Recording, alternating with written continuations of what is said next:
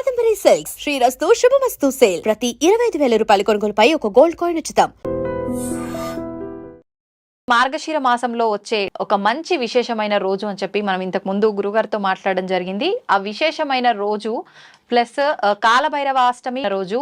ఈ రోజున కనుక మనం చేసే విధి విధానాలు కానీ పూజలు కానీ కరెక్ట్గా ఉంటే కనుక మనం ఘోరమైన కష్టాల నుంచి బయటపడే అవకాశం ఉంటుందని చెప్పి మాట్లాడుకోవడం జరిగింది. అసలు ఎలాంటి విధి విధానాలు ఆచరించాలో ఇప్పుడు గురుగారితో మాట్లాడి తెలుసుకుందాం. ప్రస్తుతం మనతో పాటు ఉన్నారు ప్రముఖ జ్యోతిష పండితులు నందిబట్ల శ్రీహరి శర్మ గారు. ఇప్పుడు వారితో మాట్లాడేద్దాం. నమస్కారం గురుగారు. వాగర్థావివ సంపృక్తౌ వాగర్థ ప్రతిపత్తయే జగతః పితరౌ వందే పార్వతీ పరమేశ్వరౌ. సదాశివసమారంభాం శంకరాచార్య మధ్యమాం అస్మదాచార్య పర్యంతం వందే గురు పరంపరాం. ఆదిత్యాయ చ సోమాయ మంగళాయ బుధాయ చ గురు శుక్ర శనిభ్యశ్చ రాహవే కేతవే నమః. శృంగేరి జగద్గురు పీఠాధిపతులకి కంచి పీఠాధిపతులకి నమస్కారములు తెలియజేసుకుంటూ కార్యక్రమాన్ని ప్రారంభిద్దాం. గురుగారు, మన మార్గశిర మాసం యొక్క ముఖ్యమైన పర్వదినాలు టాపిక్ మాట్లాడుకున్న సందర్భంలో మీరు చెప్పారు కాలభైరవాష్టమి అని చెప్పి, ఆ రోజు చాలా ప్రత్యేకమైనది అని చెప్పి. అయితే అదేవిధంగా చాలా కష్టాలతో బాధపడే వాళ్ళు కనుక ఈ రోజు కొన్ని విధి విధానాలు ఆచరిస్తే బాగుంటుంది అని చెప్పి, మరి ఆ విధి విధానాలు ఏంటో ఈ వీడియోలో తెలియజేయండి. తప్పకుండానమ్మా. అనేకమైనటువంటి సుదినాలని మనకు అందించింది. అందున ఈ మార్గశిర మాసంలో ప్రత్యేకించి లక్ష్మీ వారాలు అని చెప్పి గురువార వ్రతం అనేటువంటిది చేసుకున్నాం. దానికి సంబంధించిన టాపిక్స్ కూడా మనం చేసి ఉన్నాం. వీడియోస్ కూడా మన దాంట్లో చూడవచ్చు. ఇక ప్రత్యేకించి రోజున కాలభైరవాష్టమి భాను సప్తమి అనేటువంటిది, అంటే సప్తమి తిథి సూర్యోదయానికి ఉంది, అలాగే ప్రదోషకాల సమయానికి అష్టమి కూడా ఉంది. కాబట్టి మిత్ర సప్తమి లేదా భాను సప్తమి ఆ రోజే అయింది మార్గశిర మాసంలో. అలాగే అదే రోజున కూడా కాలభైరవాష్టమి అయింది. అంటే మనం గమనించుకున్నట్లయితే మనుషులకి కావాల్సింది ఏంటమ్మా? ఆరోగ్యం. అవునండి. అలాగే కష్టాలు తీరిపోవాలి, గత జన్మ కర్మదోషాలు తిరిగిపోవాలి. మనకు తాంత్రిక విధానాన్ని గనక మనం చూసుకున్నట్లయితే ఈ యొక్క గత జన్మ కర్మదోషాలని తొలగించే అధికారము కాలభైరునికి ఉన్నది. అందుకనే విశేషంగా కాలభైరవ ఆరాధన ఎవరైతే చేస్తారో వాళ్ళకందరికీ కూడా కష్టములన్నీ తొలగిపోతాయి. కాలభైరవ ఆరాధన ఎవరైనా చేయొచ్చండి? ఎవరైనా చేయొచ్చు. కానీ చాలా తక్కువ మంది ఆరాధిస్తారు కదా కాలభైరవుని. మనకు నార్త్ సైడ్ లో ఎక్కువగా కాలభైరవ ఆరాధన ఉంటుంది. కానీ తాంత్రిక విధానంలో ఈ కాలభైరవ ఆరాధన ముఖ్యంగా మనం గమనించుకున్నట్లయితే ధనప్రాప్తి కోసమే స్వర్ణాకర్షణ భైరవ ఆరాధన. అంటే అందరూ అనుకుంటారు డబ్బు ఇచ్చేది కుబేరుడు లక్ష్మీదేవి అనుకుంటారు, కానీ వాస్తవానికి కాదు. ఈశ్వరుడే స్వర్ణాకర్షణ భైరవ రూపంలో అవతరించి 2 చేతులతో ఈ విధంగా వరమొసగగా ఈ ఒక చేతి నుంచి వచ్చిన ధనాన్ని కుబేరుడు, ఒక చేతి నుంచి వచ్చినటువంటి ధనాన్ని లక్ష్మీదేవి తీసుకొని ఈ యొక్క ప్రపంచాన్ని సుభిక్షం చేస్తున్నారు. కాబట్టి ఈశ్వరానుగ్రహం కలిగింది అంటే వాళ్ళకి ధనం సంప్రాప్తమవుతుంది, కష్టములు తొలగిపోతాయి.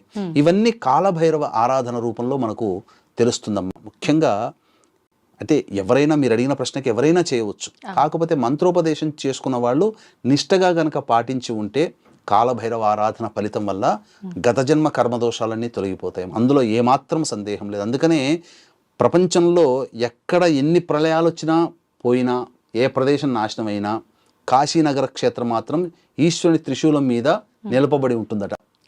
అంటే కాలభైరవుడు క్షేత్రపాలకుడుగా ఉన్నాడు. అంటే దాని అర్థం ఏంటి? అట్టి కాలభైరుడు క్షేత్రపాలకుడుగా ఉన్న కాశీనగరం ఎప్పుడూ కూడాను నాశనం కాదు అని అంటే, మనము ఆ కాలభైరవుని ఆరాధన చేసినట్లయితే ఎప్పుడూ కూడా మనకు ఇబ్బందులు మనల్ని బాధ పెట్టవు.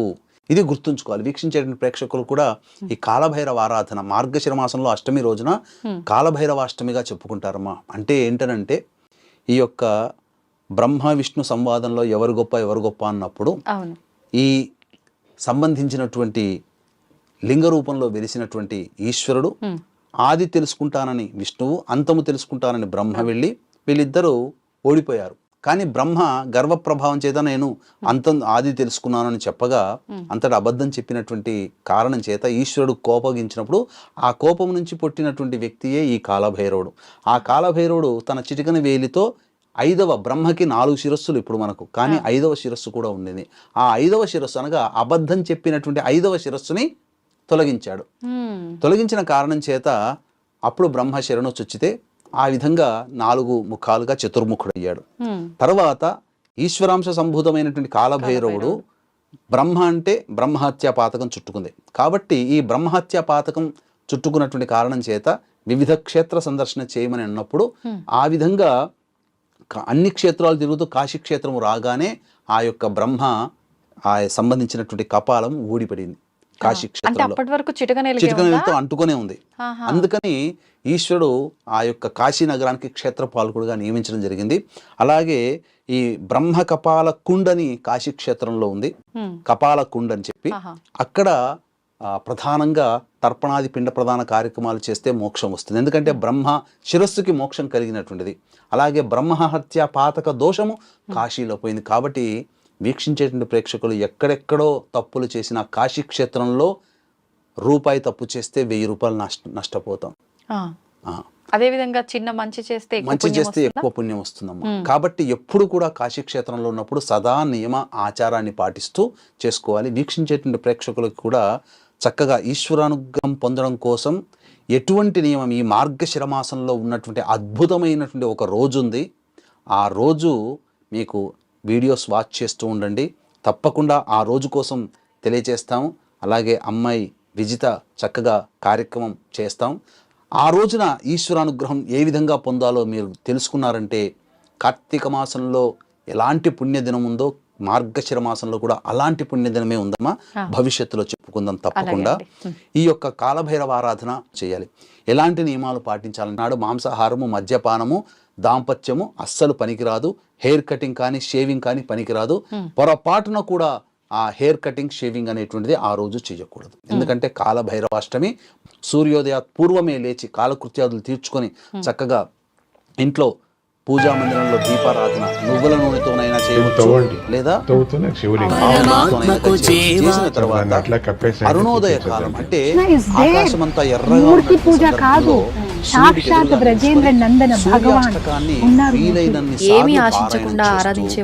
ఉదయిస్తున్నటువంటి సమయంలో అర్ఘ్యం ఇవ్వాలి ఆ యొక్క సూర్య భగవానికి.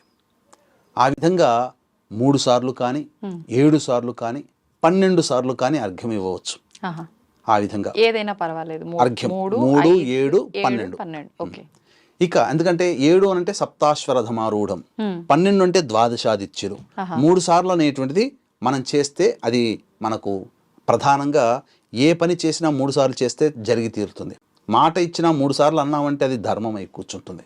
కాబట్టి 3 సార్లు అయినా అర్ఘ్యం హీన పక్షంలో. ఇక ఆ విధంగా చేసిన తర్వాత ఆ రోజంతా కూడాను వీలైతే ఉపవాసం ఉండాలమ్మా. పూర్వకాలంలో ఎవ్వరూ భోజనం చేసేవాళ్ళు కాదు. ఆదివారం నాడు ఉపవాసం ఉండి సాయంత్రం చంద్రదర్శనం చేసుకునేవాళ్ళు. ఇక ఘోరమైనటువంటి కష్టాలు ఉన్నటువంటి వాళ్ళు ఎటువంటి పరిహారాలు పాటించాలి? ఎందుకనంటే కాలభైరుని యొక్క అనుగ్రహం కలిగిందనంటే ఇక ఆగదమ్మా. మానవుడి జీవితం చాలా సాఫీగా అవుతుంది. 8 విధ కాల భైరవులు ఉన్నారు. అందులో సాత్విక రూపము బటుక భైరవుడు. కాబట్టి ఆపదుద్ధారణ స్తోత్రం యొక్క భైరవ ఆపదుద్ధారణ స్తోత్రం అని ఉంటుంది. అది పఠించినా చాలు. అయితే దీనికంటూ ఒక ప్రత్యేకమైనటువంటి విధానం ఉంది ఆదివారానికి. ఎందుకనంటే వీక్షించేటువంటి ప్రేక్షకులు ఈ కాలభైరవాష్టమి రోజున చాలా అదృష్టం. ఇప్పుడు చెప్పబోయేటువంటి పరిహారం కనుక పాటించుకుంటే చాలా ప్రభావవంతంగా ఉంటుంది. కాబట్టి ఆ రోజున 4:43 వరకు దుర్ముహూర్తం ఉంది. కాబట్టి 4:45 కూర్చొని తూర్పు దిక్కున కానీ దక్షిణ దిక్కున కానీ, దక్షిణ దిక్కు మనకు తెలియనటువంటి దోషాలు తొలగిపోతాయి. తూర్పు వైపున మనకు మంచి జరుగుతుంది, ఉత్తరం వైపున మన కోరిక ఫలిస్తుంది. దక్షిణం వైపు కూర్చొని ఉంటే ఆ యొక్క ఏ పని కోసమైతే చేస్తున్నామో ఆ పని సిద్ధిస్తుంది. దక్షిణం వైపు పడమర వైపున దక్షిణం వైపున మనకు శత్రువులు నిర్మూలిస్తారు. కాబట్టి ఈ సమయంలో వీలైనన్ని సార్లు కాలభైరవ అష్టకం పఠించాలి. పఠించిన తర్వాత ఆ 4:30 నుంచి 6 గంటల మధ్య కాలంలో దుర్గాదేవి అంటే 11:15 దుర్గాదేవి దేవాలయానికి వెళ్ళి 9 నిమ్మకాయల దండ కానీ లేదా 18 నిమ్మకాయల దండ కానీ ఆ అమ్మవారికి హారంగా వేయాలి. ఆ సమయంలో చేసినట్లయితే అద్భుతమైనటువంటి యోగం కలుగుతుందమ్మా రోజున. నరదృష్టి నరఘోషతో బాధపడేటువంటి వాళ్ళు వ్యాపార స్థలంలో కానీ ఇంటికి కానీ ఆ కాలభైరవాష్టమి రోజున గుమ్మడికాయని బూడిద గుమ్మడికాయని గనక పూజించి ఇంటికి కట్టిన వ్యాపార స్థలంలో కట్టినా తప్పకుండా ఆ దోషం తొలగిపోతుంది. నరదృష్టి మొత్తం పోతుందమ్మా. ఆ ఇంటికి సంబంధించింది, వ్యాపారానికి సంబంధించిన నరదృష్టి పోతుంది. ముఖ్యంగా గ్రహ బాధలతో బాధపడేటువంటి వాళ్ళు ఈ కాలభైరవాష్టక పారాయణాన్ని చేయాలి. కాలభైరవ ఉపాసన ఎవరైనా ఉన్నట్లయితే అది ఆ రోజున చేసుకుంటే చాలా విశేషం. కాలభైరవుని యొక్క అష్టమికి సంబంధించింది ఈ మార్గశిర మాసంలో విశేషమైనటువంటిదమ్మా. సప్తమి ఆదివారం నాడు కలిసి రావడం ఇది. కాబట్టి అవకాశం ఉన్నవాళ్ళు ఈ చెప్పినటువంటి పరిహారాన్ని పాటించండి. 6 గంటలకు ఆ స్వామి అమ్మవారి దేవాలయంలో నిమ్మకాయల దండ వేస్తారు కదా. తరువాత ఈశ్వరునికి అర్చన జరిపించుకొని ఆకాశంలో నక్షత్ర దర్శనం చేసుకొని ఇంటికి వచ్చి భోజనం చేయండి. ఉపవాసం ఉన్నవాళ్ళు తప్పకుండా మంచి జరుగుతుందమ్మా. ఇది అద్భుతమైనటువంటి కాలం. మళ్ళీ మార్గశిర మాసం ఇటువంటి కాలం రావాలంటే మళ్ళీ ఇంకొక సంవత్సరం కోసం వెయిట్ చేయాల్సిందే. గురుగారు, ప్రత్యేకించి మార్గశిర మాసంలో లక్ష్మీ అమ్మవారి ఆరాధన అనగానే ప్రతి ఒక్కరికి కూడా గుర్తొచ్చేది శుక్రవారం. కానీ ముఖ్యంగా అమ్మవారి ఆరాధన లక్ష్మీవారం అంటే గురువారం కింద మనం తీసుకోవాలి పరిగణలోకి. అయితే ఈ మాసంలో ప్రత్యేకించి గురువారాలని మనం ఏ రకంగా ఉపయోగించుకోవచ్చు అమ్మవారి ఆరాధన కోసం తెలియజేయండి. మనకు కృష్ణ భగవానులు వారు కూడా విభూతి యోగం భగవద్గీతలో చెప్పబడింది ఏంటంటే మాసానాం మార్గశీర్షోహం అంటే మార్గశీర్ష సోహం అంటే నేను, అంటే ఉన్నటువంటి 12 మాసాలలో మార్గశిర మాసాన్ని నేను అని చెప్పాడు. అంటే ఈ మార్గశిర మాసము ప్రత్యేకించి నారాయణ స్వరూపము. కార్తీక మాసము మనకు ఈశ్వర స్వరూపం ఎలాగో మార్గశిర మాసము నారాయణ స్వరూపం. ఇటువంటి నారాయణ స్వరూపాన్ని దృష్టిలో పెట్టుకునే మనం గమనించుకున్నట్లయితే ఈ 12 నెలలు అంటే చైత్రం, వైశాఖం, జ్యేష్ఠం, ఆషాఢం, శ్రావణం, భాద్రపదం, ఆశ్వీజం, కార్తీక, మార్గశిరం, పుష్యం, మాఘం, ఫాల్గుణం, ఈ 12 మాసాలలో ఉన్నట్టుగానే కానీ ప్రత్యేకించి ఇంకొక మాసం కూడా ఉందమ్మా.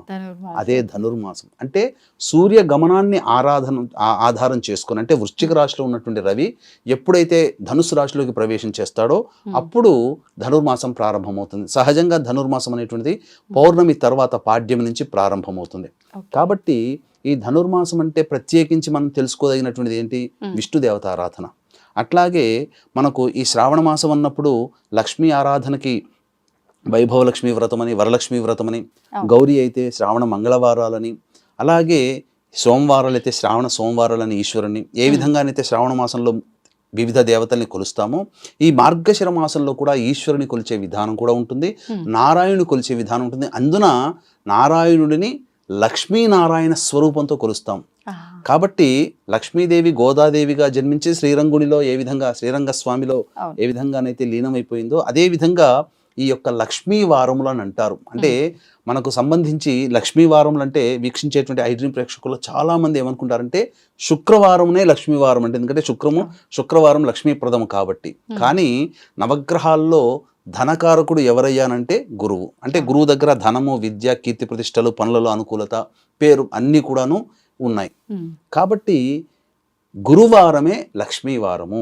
ఈ మార్గశిర మాసములో గురువారం నాడు లక్ష్మీదేవిని ఆరాధన చేయడం అనేటువంటిది ఆచార సాంప్రదాయంగా ఉంది. కాబట్టి అప్పటి నుంచి కూడా గురువారాన్ని లక్ష్మీవాసరం అని అంటారు. మరి ఇప్పుడు మనం లక్ష్మీ అమ్మవారి పూజలు చేయాలన్నప్పుడు అంటే నిత్యం ప్రతి వారంలో ఒక్కొక్క రోజు ఒక్కొక్క భగవంతునికి పెట్టుకొని ఉపవాసాలు ఉండేవాళ్ళు, పూజలు చేసే వాళ్ళు ఉంటారు కదా, అలాంటి వాళ్ళు శుక్రవారం కాకుండా గురువారమే చేయాలంటారా? ఈ మార్గశిర మాసంలో గురువారం నాడే లక్ష్మీ ఆరాధన చేయాలి. ఓకే.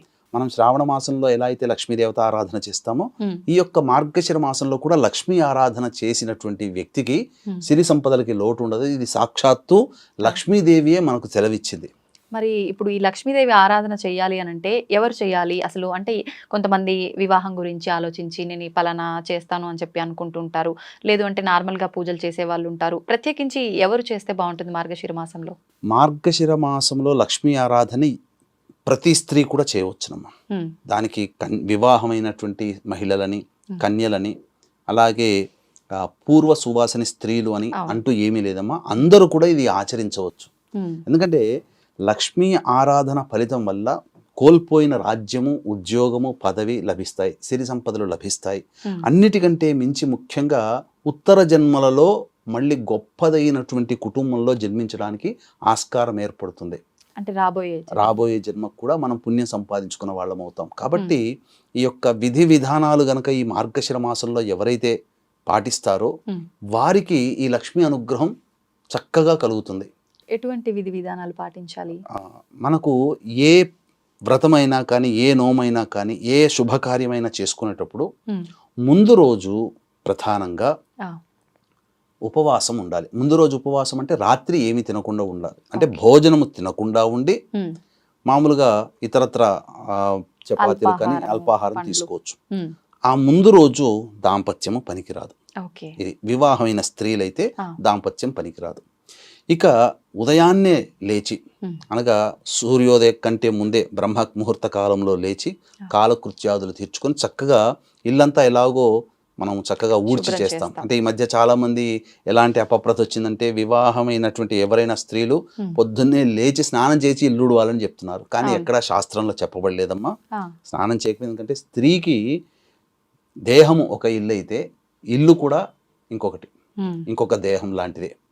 కాబట్టి చక్కగా పొద్దునే లేవగానే ఇల్లంతా కూడాను శుభ్రపరచుకొని తదనంతరం స్నానకృత్యాదులు తీర్చుకొని తర్వాత ఒక బకెట్ మంచి నీళ్ళలో ఉమ్, పసుపు, కుంకుమ, గళ్ళ ఉప్పు ఇవి వేసి చక్కగా అందులో ఈ గంగా జలము కానీ గోదావరి కృష్ణా నీళ్ళు కానీ 2-3 చుక్కలు వేసి ఆ నీటితో ఇల్లంతా కూడా శుభ్రంగా బట్టతో తుడిచి పూజా మందిరాన్ని బట్టతో తుడిచి చక్కగా అవకాశం ఉంటే నూతన వస్త్రంలో లేదా పట్టు వస్త్రంలో చక్కగా చేసుకొని లేదా మామూలుగా నేను మంచి అయినా కానీ శుభ్రమైన వస్త్రంలో ధరించి ఆ పూజా మందిరంలో ఆవు నేతితో దీపారాధన చేయాలి. మొదలుగా గురుగారు ఇల్లంతా శుభ్రం చేసే ఆ బట్టతోటే మళ్ళీ పూజను కూడా మనం తుడవచ్చు అంటారా? సపరేట్ గా పెట్టుకుంటే మంచిది. ఒక పూజా మందిరం మాత్రము తుడుచుకోవడానికి ఒక సపరేట్ ఒక తెల్లటి గుడ్డను ఏదైనా కానీ కాటన్ గుడ్డ పెట్టుకుంటే మంచిది.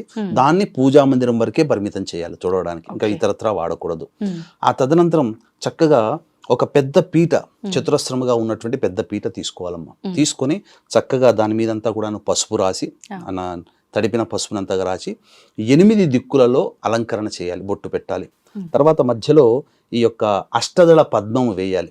వేసి మళ్ళీ ఈ విధంగా 2 రేఖలు, మళ్ళీ 2 రేఖలు, మళ్ళీ 2 రేఖలు, ఇలా ఆ రౌండ్ అయిన అష్టదళ పద్మానికి ఆనుకొని దాన్ని మళ్ళీ ఆ రేఖల మధ్యలో ఏదైనా పద్మం లాంటిది వేసి అప్పుడు దాని మీద ఒక ఎర్రటి గుడ్డ కానీ లేకపోతే పసుపు రంగు కలర్ గుడ్డ కానీ పరిచి అప్పుడు దాని మీద లక్ష్మీనారాయణుడితో కూడుకున్నటువంటి చిత్రపటం పెట్టుకోవాలి. ఒక్క లక్ష్మీ అమ్మవారిని పెట్టకూడదు.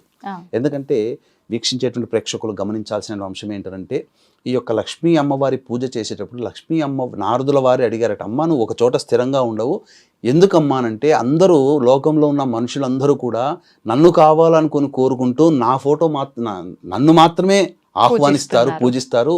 నా భర్త ఎక్కడ ఉంటే నేను అక్కడ ఉంటాను కదా, అందుకని నా భర్తని విస్మరిస్తున్నారు కాబట్టే వాళ్ళ కోరిక మేరకు ఉండి వెంబడే వెళ్ళిపోతాను. ఎవరైతే నా భర్తతో సహా నన్ను పూజ చేస్తారో వాళ్ళింట్లో నేను స్థిరంగా ఉంటాను అని.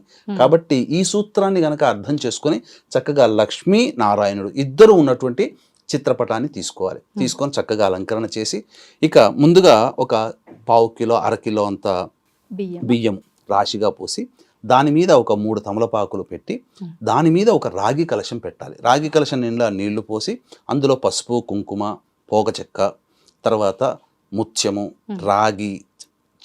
రాగి పైసా, చిన్న వెండిది చిన్న ముక్క, ఒక గ్రాము కాదమ్మా 1/4 గ్రాము బంగారు ముక్క దొరికితే, బంగారం కొనలేని శక్తి ఉన్న వాళ్ళు ఉంటారు కదా, జమ్మి ఆకుల్ని అందులో వేయవచ్చు, అది బంగారంతో సమానం. కాబట్టి ఆ విధంగా అవి వేసి అందులో వట్టివేళ్ళు వేస్తే ఇంకా మంచిది.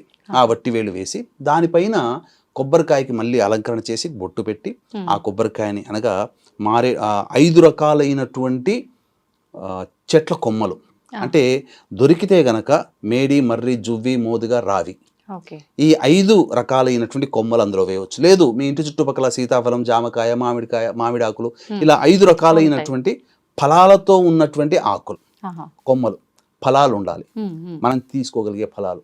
కాబట్టి అవైనా వేసి చక్కగా దాని మీద కొబ్బరికాయ పెట్టి దాని మీద ఒక జాకెట్ గుడ్డ మనము అమ్మవారికి కలశానికి పెట్టడానికి ఆ విధంగా రెడీ చేసుకొని చక్కగా ఆ కలశానికి ముందుగా తమలపాకులో పసుపు గణపతిని చేసుకొని మొదలుగా పసుపు గణపతిని పూజ చేసుకోవాలి. గణపతి యొక్క అనుజ్ఞ తీసుకొని చక్కగా ఈ యొక్క లక్ష్మీ అమ్మవారి పూజని వ్రత విధానాన్ని ఆచరిస్తున్నాను.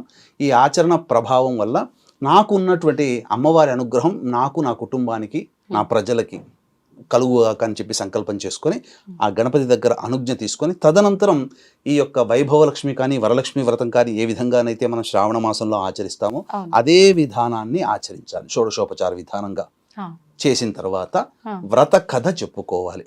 అది ఎప్పుడు అవన్నీ అందులో ఉంటాయమ్మా. ఇవన్నీ ఈ పూజలన్నీ ఎప్పుడు చేయాలి అని అంటే ప్రదోషకాల సమయంలో చేయాలి.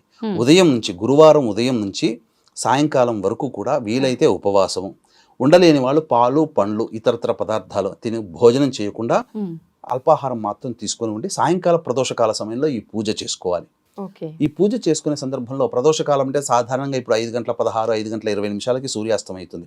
కాబట్టి 4:30 నుంచి దీని లెక్కలో తీసుకోవాలి. ఆ ప్రదోషకాలం 4:30కి దీపారాధన చేసేసి చక్కగా నిద్ర మాత్రం పోకూడదమ్మా. ఎవరైతే స్త్రీలు ఈ వ్రతాన్ని చేస్తున్నారో పగటి పూట నిద్రపోకూడదు. 4:30 కల్లా మళ్ళీ ఇల్లంతా శుభ్రం చేసుకొని అంతగా పూజా మందిరం శుభ్రం చేసుకొని దీపారాధన చేసేసి ఈ వ్రతాన్ని ఆచరించాలి. సాయంకాలం 6-6:30 కల్లా అయిపోతుంది. తర్వాత ఆ యొక్క ఉదయం పూట సాయంత్రం పూట ఆవు నేతితోనే దీపారాధన చేయాలి. ఇది నియమం. ఇక ఈ యొక్క వ్రతాన్ని చేసేటప్పుడు ఎలాంటి పరిస్థితులు ఉండాలనంటే భార్యాభర్తలు చేసుకోవచ్చు, భార్య చేయొచ్చు, భర్త చేయొచ్చు, ఎవరైనా చేసుకోవచ్చు. ఒకవేళ ప్రధానంగా ఈ యొక్క పూజ చేసుకునేవాళ్ళు ఉత్సాహంతో ఉండాలి. ఎక్కడా కూడా అయ్యో మా ఆయన చెప్పాడనో నేను చేసుకుంటున్నానో, లేకపోతే ఇంకెవరో చెప్పారు చేసుకుంటున్నానో, నాకు ఓపిక లేదనో ఉండకూడదు. చేసుకునే భార్యని కూడా భర్త ఏమాత్రం కూడా తిరస్కరించకూడదు. భర్త కూడా ఉత్సాహం ఉండాలి, భార్య కూడా ఉత్సాహం ఉండాలి. అమ్మాయి చేసుకుంటే అమ్మాయిని, ఎవరు చేసుకున్నా సంతోషంగా నేను చేసుకుంటున్నాను అనే అభిమానంతో చేసుకోవాలి తప్ప విసుక్కుంటూ చేసుకుంటే అక్కడ పవిత్రత ఉండదు. మనస్సులో పవిత్రత లేనప్పుడు ఎన్ని పూజలు చేసినా ఏం లాభం అమ్మా. అలాగే ఇది అన్నిటికంటే మించి ఈ యొక్క మార్గశిర మాసములో వీక్షించేటువంటి ఐడ్రీమ్ ప్రేక్షకుల్లో భర్తలుగా ఉన్నవారు, తండ్రులుగా ఉన్నవాళ్ళు మీ ఇంటి ఆడపిల్లని, ఆడపడుచుని, భార్యని ఏమాత్రము కూడా ఇబ్బంది పెట్టకూడదు. స్త్రీమూర్తి కంటి నుంచి నీరు వచ్చింది అంటే ఆ ఇంటికి ఈ మార్గశిర మాసంలో లక్ష్మి వెళ్ళిపోతుంది, ఆ ఇంట్లో ఉండదు. కాబట్టి అమ్మాయిని చాలా ప్రేమగా చూసుకోవాలి, భార్యని ప్రేమ అభిమానంతో చూసుకోవాలి, తల్లిని ఆదరించాలి, గౌరవించాలి, సాటి స్త్రీలని గౌరవించాలి. ఇలా ఏ పురుషుడైతే మార్గశిర మాసంలో ఏ అత్తగారైతే తన కోడల్ని ప్రేమగా చూసుకుంటుందో, ఏ కోడలైతే అత్తగారిని ప్రేమగా, ఆడపడుచును కూడా ప్రేమగా చూసుకుంటుందో అటువంటి ఇంట్లో లక్ష్మి స్థిరంగా ఉంటుంది. కాబట్టి చెప్పండి అమ్మా. అంటే ఒక్క మాసంలో చూసుకుంటే సరిపోతుందా, మిగతా మాసంలో అవసరం లేదా? అట్లని కాదమ్మా. ఇక్కడ గమనించాల్సింది ఏంటంటే ఈ విధంగా చేయడం ద్వారా దాని యొక్క మహత్యం తెలుసుకొని తదనంతరం మళ్ళీ ఆ అమ్మాయిని కానీ కోడల్ని కానీ తల్లిని కానీ ఇబ్బంది పెట్టకుండా అది ఆ మార్గంలో వెళుతారు.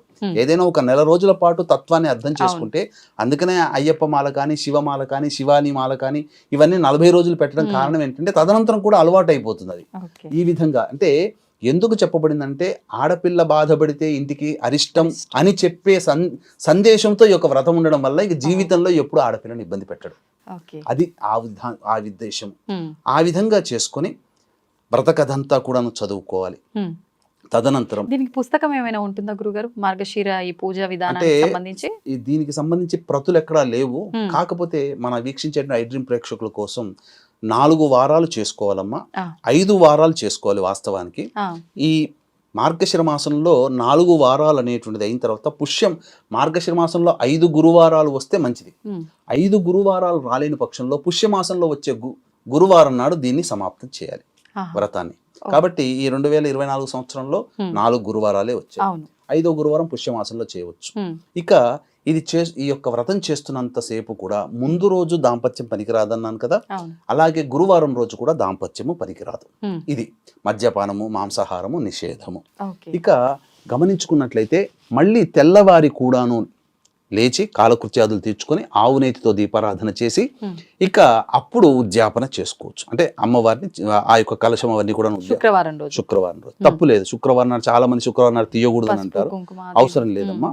ఈ యొక్క శుక్రవారం నాడు తీసేసుకొని ఆ యొక్క కలశంలో ఉన్నటువంటి నీటిని కుటుంబ సభ్యులు శిరస్సున జల్లుకోవచ్చు, లేదా ఎవరు తొక్కని ప్లేస్లో వేయాలి. అలాగే ఆ కలశం మీద ఉన్నటువంటి కొబ్బరికాయని, జాకెట్ ముక్కని, అందులో ఉన్నటువంటి వేసిన ముత్యము, పగడము, బంగారు, అలాగే రాగి పైసా ఇవన్నీ కూడా ఒక మన వైపున మనకు ఒక కవర్లో పెట్టుకొని భద్రపరచుకొని మళ్ళీ వచ్చే గురువారానికి ఇట్లా ప్రతి గురువారానికి దీన్ని వాడుకోవచ్చు. ఇక సంబంధించిన ఆవు నేతితోనే దీపారాధన చేయాలి, ఇంకా వేరే దీపారాధన పనికిరాదు. ఇది మార్గశిర మాసానికి ఉన్నటువంటి సంబంధించినటువంటి కండిషన్స్. ఇక ప్రధానంగా ఆ యొక్క కలశంలో ఉన్నటువంటి మొక్కలకు సంబంధించినటువంటి ఉన్నాయి కదమ్మా, ఆ కొమ్మలు అవన్నీ ఎవరు తొక్కని ప్లేస్ లో వేయవచ్చు. ఇక తదనంతరం ఇలా 5 గురువారాలు చేయాలి. మనం పసుపుతో చేసిన గణపతి అది ఏం చేయాలంటారు? ఆ పసుపుతో గణపతిని మనం ఇంట్లో తులసి చెట్టు దగ్గర పెట్టవచ్చు, లేదా పెట్టినా ఇబ్బంది ఏమీ లేదు, ఎవరు తొక్కని ప్లేస్ లోనైనా పెట్టవచ్చు. ఆ విధంగా ఈ విధంగా చేయాలి. తర్వాత మార్గశిర మాసం గురువారం రోజున సాయంకాల ప్రదోషకాల సమయంలో పూజ అయిన తర్వాత కథ తప్పకుండా చదువుకోవాలమ్మా. అయితే అదృష్టవశాత్తు కొంత పరిశోధన చేసిన తర్వాత ఈ యొక్క 3 వివిధ రకాలైనటువంటి కథలు మనకు ఉన్నాయి. కాబట్టి ఒకే కథను కాకుండా మన ఐడ్రీమ్ ప్రేక్షకుల కోసం ప్రతి గురువారము ఒక్కొక్క కథని అనేటువంటిది మనం అందించడం జరుగుతుంది. కాబట్టి ఈ కథ అనేటువంటిది ఇప్పుడు మీరు ఈ యొక్క విధానం అంతా తెలుసుకొని ఇంట్లో పూజ చేసుకుంటారు కదా, ఈ కథని ఒకసారి అంతా కూడాను జాగ్రత్తగా వినండి. ఈ కథని మీరు అప్పుడు స్ఫురణకు తెచ్చుకోండి, లేదా మీరు పూజ చేసుకునేటప్పుడు ఈ కథని ఇక్కడ నుంచి ప్రారంభమవుతుంది కదా అన్ని మినిట్స్ నుంచి పెట్టుకొని ఆ కథని మనస్సారా ఆ చేతిలో అక్షింతలు తీసుకొని మనసారా వినండి. విని తదనంతరం ఆ అమ్మవారి దగ్గర అక్షింతలు వేసుకొని మీ యొక్క కోరిక సంకల్పం చెప్పుకొని ఆ రోజును ముగించవచ్చు. ఏమా కథ అనగా అంటే ఇవన్నీ కూడా వాస్తవంగా జరిగినటువంటి కథలేమమ్మా. ఇది ద్వాపర యుగంలో జరిగినటువంటి కథ ఇది. కాబట్టి వీక్షించేటువంటి ప్రేక్షకులకి గమనిక, జాతకరీత్యా కలుగు విద్య, వివాహ, ఉద్యోగ, దాంపత్య, సంతాన, అనారోగ్య సమస్యల నివారణకి మరియు గోచార రీత్యా వృషభ, మిథున, కర్కాటక, సింహతుల, వృశ్చిక, మకర, కుంభమీన రాశిలో జన్మించిన వారికి సర్వదోష నివారణార్థమై సర్వదోష నివారణ పూజలు, హోమాలు సుప్రసిద్ధ మహిమాన్విత కాశీక్షేత్రంలో పర్ హెడ్ 1500 రూపాయలకు చేయించడం జరుగుతుంది. అవకాశం ఉన్న వాళ్ళు కార్యక్రమ తదనంతరం కాంటాక్ట్ చేసి పూర్తి వివరాలు తెలుసుకోవచ్చు. ఇక మనం కథల్లోకి వెళ్ళినట్లయితేనేమో పూర్వము ద్వాపర యుగంలో జరిగినటువంటిది. ఈ ద్వాపర యుగంలో సౌరాష్ట్ర దేశాన్ని అనగా ఇప్పుడు ఉన్నటువంటి గుజరాత్ సౌరాష్ట్ర దేశాన్ని శతుశ్రువ అనేటువంటి భద్రశ్రవ అనేటువంటి మహారాజు, అతని భార్య శరత్చంద్రిక, ఈ ఇద్దరు కూడాను చక్కటి పుణ్యాత్ములు, పతివ్రత లక్షణం కలిగినటువంటి అమ్మాయి, 7 కుమార్తెలు, 1 కుమార్తె. ఆ కుమార్తె పేరు శ్యామబాల. ఈ యొక్క సంసారం అంతా హ్యాపీగా అనగా సంతోషంగా జరుగుతున్నటువంటి సందర్భంలో ఇక మహాలక్ష్మి అమ్మవారికి ఆ యొక్క శేష పవనంపై ఉన్నటువంటి ఆ విష్ణుమూర్తి, ఆ యొక్క లక్ష్మీ అమ్మవారు ఒకసారి వాదోపవాదం సంవాదంలో భాగంగా అమ్మవారు ఏమడుగుతుందంటే, మార్గశిర మాసం అంటే మీకు చాలా ఇష్టం కదండి, ఈ మార్గశిర మాసంలో ఎలా ఉంటుంది భూలోకంలో, ఎవరు నన్ను ఆరాధిస్తున్నారు, ఎందుకంటే మార్గశిర మాసం నన్ను ఆరాధించాలని చెప్పి నియమం ఉంది కదా, కాబట్టి ఏ ఇంట్లో నన్ను ఎక్కువగా ఆరాధిస్తున్నారో ఒకసారంతా కూడా పరిశీలింప చేసుకొని వస్తానని చెప్పి భర్త అనుమతి తీసుకొని భూలోకానికి వచ్చింది.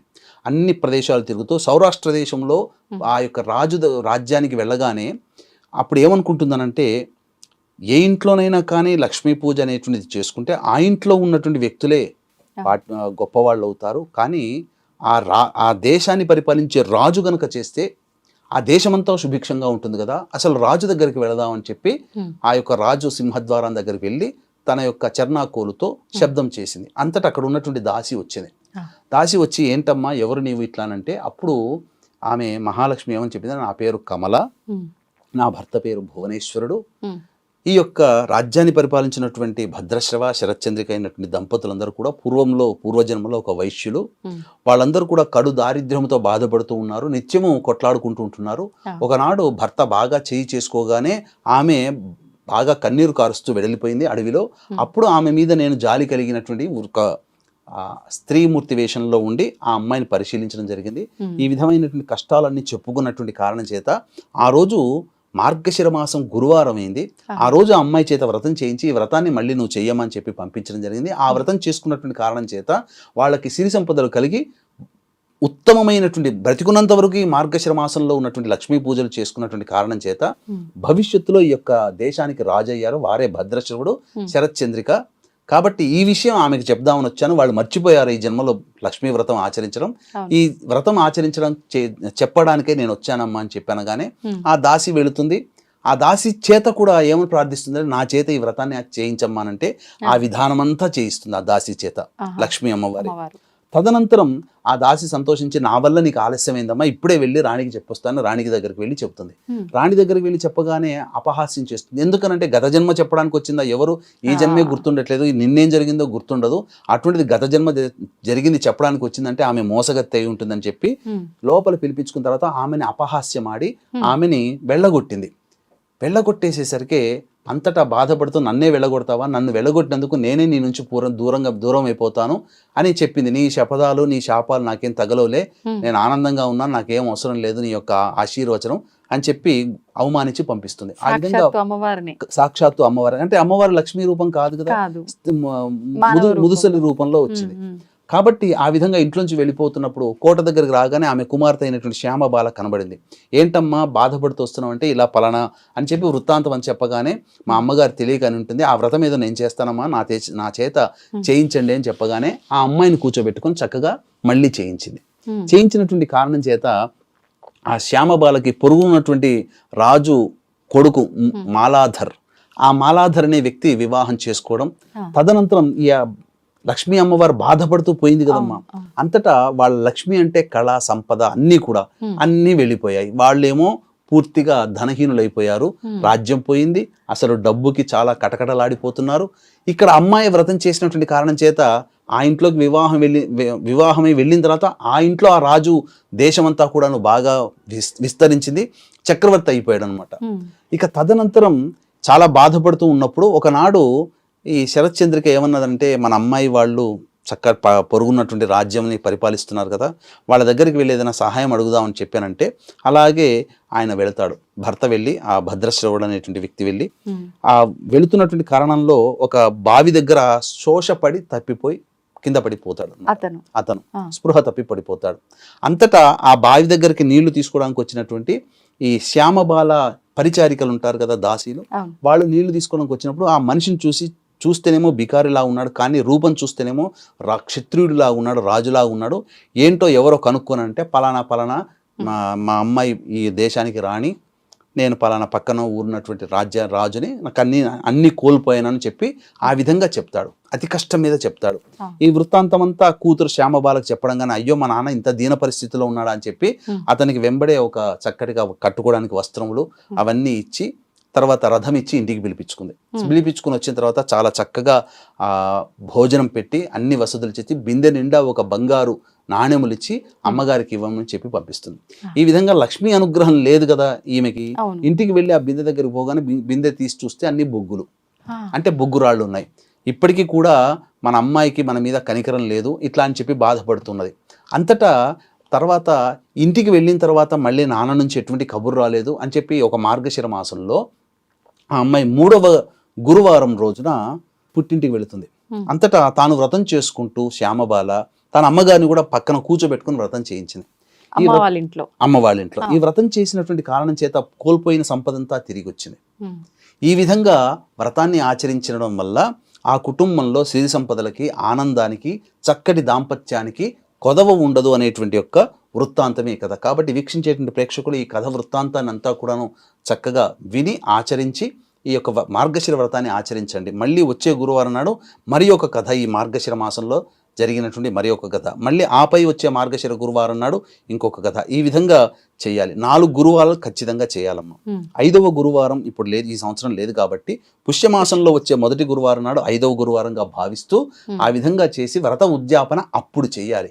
అప్పుడు ఆ వ్రత ఉద్యాపన ఏ విధంగా చేయాలి అని అంటే, 1 కానీ 3 కానీ 5 కానీ 7 వివాహమైన స్త్రీలు కానీ లేదా కన్యలను కానీ పిలిపించి వారిని లక్ష్మీ అమ్మవారి స్వరూపముగా భావించి వాళ్ళకి చక్కగా తాంబూలాది కార్యక్రమాలు ఇచ్చి అమ్మవారిని పూజించినట్టుగానే వాళ్ళకి పూజ చేసి చక్కగా భోజనం పెట్టి స్త్రీ అలంకరణ వస్తువులైనటువంటి అద్దము, దువ్వెన, కాటుక, గాజులు, రవికబట్ట, పూలమాల, పసుపు, కుంకుమ ఇవన్నీ కూడా ఒక చాటలో పెట్టి వాయనం ఇవ్వాలి. 3 సార్లు ఇస్తేనమ్మా పుచ్చుకుంటేనమ్మా అని చెప్పించుకొని ఆ యొక్క ఎంతమంది ముత్తైదును పిలిపించుకొని అంతమంది ముత్తైదుల చేత ఆశీర్వచనం తీసుకొని ఆ విధంగా చేసినట్లయితే తర్వాత బ్రాహ్మణుడి కూడా స్వయంపాక దానము మరియు వస్త్రదానం కనుక చేసుకున్నట్లయితే ఆ మహిళకి చిరకాలము సౌమంగళ్యతా సిద్ధి మరియు దాంపత్యము ఆనందంగా ఉంటుంది. ఇంకొక విశేషం ఏంటంటే, కోల్పోయిన సంపద కానీ ఇవన్నీ ఉంటాయి కదా, అవన్నీ తిరిగి వస్తాయి. దరిద్రంతో బాధపడేటువంటి వ్యక్తులందరూ కూడా ధనహీనులైనటువంటి వాళ్ళు కూడా చక్కగా ధనాన్ని పొందగలుగుతారు. ఎందుకంటే కలియుగంలో ధనమిదం మూలం జగత్ కాబట్టి ధనాన్ని పొందినటువంటి వాళ్ళందరూ కూడా సుఖ సంతోషం అంటే వాళ్ళ అవసరాలు తీరుతాయని చెప్పవచ్చమ్మ. అయితే గురుగారు ఇప్పుడు పెళ్ళైన వాళ్ళే కాదు, పెళ్లి కాని అమ్మాయిలకు కూడా వాయనం ఇవ్వచ్చు అన్నారు కదా. ఇప్పుడు ఇంట్లో తల్లి పూజ చేస్తుందంటే వాళ్ళ పిల్లలు ఇద్దరు ముగ్గురు ఆడపిల్లలు ఉన్న వాళ్ళు కూడా ఉంటారు, వాళ్ళకి ఇచ్చిన పర్వాలేదు అంటే ఒకే ఇంట్లో వాళ్ళు కదా, ఒకే ఇంట్లో వాళ్ళకి ఇచ్చుకుంటే ఆ వ్రత ఫలితం దక్కదు. ఎందుకంటే రక్త సంబంధీకులు కదమ్మా. అంటే ఉన్నటువంటి పొరుగున్నటువంటి వాళ్ళకి కానీ మొదలు తల్లికి ఇచ్చుకోవచ్చు, తప్పులేదు. అంటే ఒక్కరికి ఇచ్చుకుంటే తప్పులేగా, మొత్తం కుటుంబ సభ్యులందరికీ ఇచ్చుకొని ఇంకా అంటే ఏ ఇంట్లో అంటే వాళ్ళ అంటే ఒకవేళ వివాహమై బయటికి వెళ్ళిన ఆడపిల్లలు అయితే ఇచ్చుకోవచ్చు అమ్మా. దానికి ఆ విధంగా చేయడానికి ఇబ్బంది లేదు. చక్కగా లేదా ఎవరైనా పండు ముత్తైదులు ఉంటారు వాళ్ళకి ఇచ్చుకున్నా సరిపోతుంది, ఎవరైనా చేయొచ్చమ్మా. మరి ఇప్పుడు ఇది వ్రతం అన్నారు కదా, ప్రతి సంవత్సరం ఆచరించాలంటారా ఇలా? లేదు మన ఇష్ట ప్రకారంగా ఒక సంవత్సరం చేసుకొని. పూర్వకాలంలో ప్రతి సంవత్సరం కూడా ఈ శ్రావణ మాసము, కార్తీక మాసము, అలాగే ఆశ్వీజ మాసము, మార్గశిర మాసము ఇవి ఆచరించేవాళ్ళు. అందుకనే ఈ భారతదేశం అంతా కూడా బంగారుమయం, సమస్త విధమైనటువంటి సంపదలతో తలతూగుతుండేది. ఎప్పుడైతే ఈ పరాయి పాలకులు ఎప్పుడైతే వచ్చి మన సాంప్రదాయాన్ని భ్రష్టు పట్టించారో మనం ధనహీనులైపోయాం. అంటే మరి మిగతా దేశాల అందరూ కూడా ధనాన్ని సంపాదిస్తున్నారంటే వాళ్ళు ఇట్లాంటి వ్రతాలు చేస్తున్నారా అని కూడా అడిగే వాళ్ళు ఉంటారు. అక్కడ ఏంటనంటే నిస్వార్థమైనటువంటి సేవ ఉన్నటువంటి వాళ్ళు ఖచ్చితంగా వర్క్ ఈజ్ వర్షిప్, ఇవన్నీ కూడా మనలో దైవత్వం. ఎందుకనంటే అక్కడి వాళ్ళకి ఇట్లాంటి పూజాదులు చేసే అధికారం లేదు. మనం ఈ యొక్క భారతావనిలో పుట్టడమే మన అదృష్టం. ఎందుకంటే ఈ అదృష్టం వల్లనే మనం పూజలు చేసుకుంటాం. అక్కడ మిగతా ఏ దేశాల వాళ్ళకి కూడాను, జంబూ ద్వీపము దాటినటువంటి ఏ దేశాలకి కూడాను పూజలు చేసే అధికారం లేదు. అక్కడ చేసినా ఫలించవు. భారతావనిలో ఇక్కడ చేసుకోవాలి. అందుకనే ఎక్కడెక్కడో వాళ్ళు వచ్చి ఇక్కడ పూజలు చేసుకుంటారు. అయితే ఇప్పుడు మీరు ఇందాక శ్రావణము, ఈ కార్తీకం, ఈ మాసాలు ఎలాగో మార్గశిర మాసం కూడా అలానే అన్నారు. అయితే పూజ ముందు రోజు, పూజ చేసుకునే రోజు కనుక మనం మాంసాహారం నిషిద్ధము, కొన్ని నియమాలు పాటించాలి. కానీ కార్తీక శ్రావణ మాసాల్లో చాలా మంది మాంసాహారులు కూడా ఆ నెలంతా తినకుండా ఉండే వాళ్ళు ఉన్నారు. ఈ మాసం కూడా అలా ఏమైనా నియమం ఉందంటారా? పర్వాలేదా? నియమం పెట్టుకుంటే మంచిదమ్మా. కానీ కనీసము ఈ యొక్క కార్తీక మాసము ఎలా అయితే ఆచరిస్తారో మార్గశిర మాసంలో గురువారం రోజున మాంసాహార భోజనం నిషేధం. అసలు అన్ని వేళలా చూసుకుంటే మాంసాహారాన్ని భుజించకూడనటువంటి రోజులంటే ఆదివారములు, ఏకాదశులు, పౌర్ణమిలు, అమావాస్యలు. ఇంకొకటి మనకు చెప్పబడినటువంటిది ఏంటంటే మృత శరీరం, మృత కళేబరం తిన్నా తప్పు లేదు. కానీ మన కోరిక కోసం ఒక ప్రాణమును చంపి తినడం వల్ల ఆ ఉసురు మనకు తగులుతుంది. అందుకనే పాపాత్మలం అవుతున్నాం. కలియుగంలో అందరూ పాపం ఎందుకు చేసుకుంటున్నారంటే ఈ విధంగా జంతువధ జరగడం వల్ల. అయితే గురుగారు, ఈ వ్రతం మార్గశిర మాసంలో ఎన్ని గురువారాలు వస్తాయో? 4 అయితే 4, 5 అయితే 5, లేదంటే మరుసటి పుష్యమాసంలో ఇంకొక వారం ఖచ్చితంగా 5 వారాలు చేయాల్సిందే అన్నారు. మరి ఒకవేళ ఆడవారికి వీలు పడని ఆ 4 రోజులు 5 రోజుల్లో గురువారం కనుక కలిసి వస్తే మనం ఒక వారం ఖచ్చితంగా మిస్ చేస్తాం కదా, మరి దాని పరిస్థితి ఏంటి? ఇక్కడ గమనించాల్సింది అంటే మనకు ఆ యొక్క వ్రత విధానంలో చెప్పబడింది ఏంటంటే ఒక కండిషన్ కూడా చెప్పబడి ఉంది.